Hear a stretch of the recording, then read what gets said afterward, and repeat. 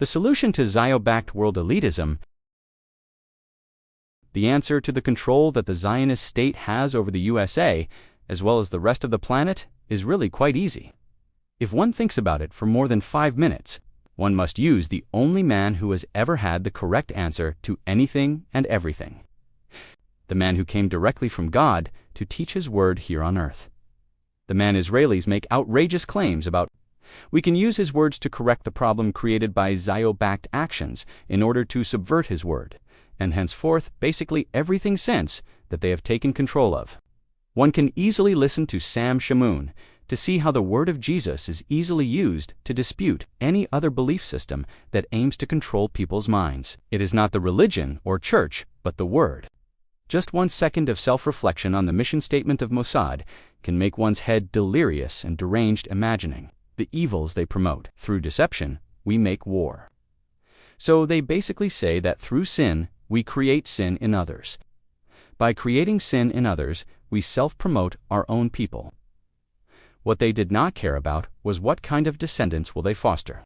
What seems promising in the present may be highly detrimental in the future. It's like saying killing baby Hitler may be good today, but what if it leads to 100 baby Hitlers in 50 years, or during your lifetime? The point is, he is dead. He is not here, and caring about him today is just a waste of your time and brain matter. In fact, I believe that if the circumstances that may have created Hitler never existed in the first place, then neither would have he. I do not think any rational person could argue against that. Zionist elite practices that have led to the subversion of humanity, they use banking, usury, interest, and most monetary theory was created in order to subjugate the masses. Mayer Amschel Rothschild started the banking empire in the 1600s, ever so conveniently, in the same home country that elected Hitler. Fancy that. It has promoted indentured servitude to keep them in comfort and control. Money controls the hearts, minds, and balls of men. What kind of man creates an empire that still rules our lives today? Well, possibly the Antichrist. Whomever thinks Elon Musk is the richest man on the planet has no clue what the super-rich do with their money. They hide it. They have multi-trillionaires all over the world. They also use identity politics. They promote both sides of all equations to keep control of this world. I mean, how can you be both the ruling elite and, at the same time, the most victimized identity group? It boggles one's mind. It is only the deception of them being on the same side as perceived minority groups. Funding them doesn't hurt either. Total control of the media and health systems, they now own all the newspapers, TV, and radio stations. They own a majority of hospitals and insurance companies in the West. They have majority control over big tech and social media. Anyone concerned about the elite's fascination with Venezuela, guess who is not there? Yet, truth is, Earth became the final table at the World Series of Poker, somewhere around 1995, and we are getting ever closer to the last few players at the table. We can imagine the last few players and the size of their stacks to determine the outcome before the end. Zionists sitting with 96% of the chips in play. The USA in second place with 2% of the chips, with the rest of the world sharing the rest. However, Zio-cucks are hiding 90% of their chips under the table. And stupid people keep asking how and why they seem to have survived this long, when basically 80 years ago, they were all but exterminated by one crazy player. At least according to them. That's what they say. Meanwhile, they are handing and being handed chips under the table the whole game. Well, enough of this analytics, let's get to the solution. Jesus flipping the table, just use his words to correct this rigged game. Render unto Caesar that which is Caesar's. Jesus cared not for money, and because of the world today, and its reliance on money being much higher than in Jesus' time, and that being the Zionist banking control, as well as each country's leaders, willingness to sell out to a central bank for better rates, or payoffs, or whatever, the bill has come due. Ultimately, it seems as though there is no solution.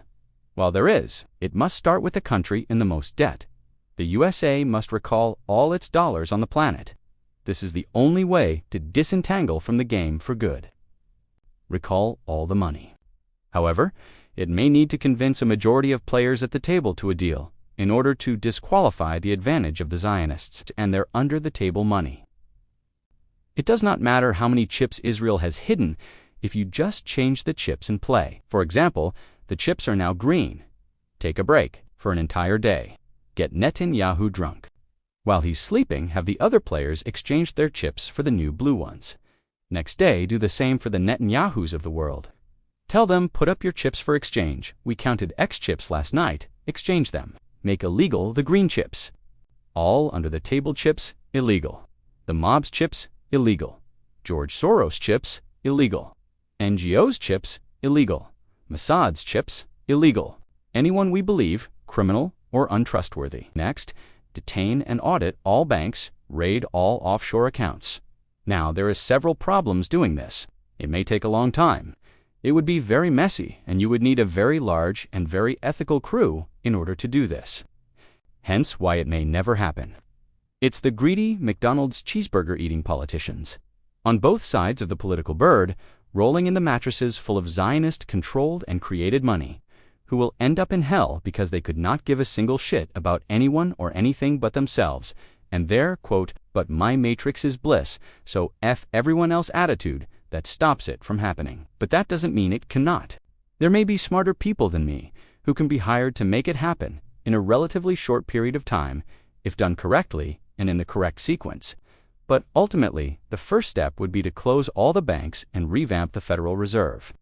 Outlaw all electronic transfers of these new US dollars out of the country. While it is closed, interest rates will be set to 0 until all conversions are complete. The second step, while step 1 is ongoing, have all dual citizens choose where they want to live out the rest of their lives. I will bet you they will not pick Israel if all they're going home with is shekels and no chips. Consider the job done.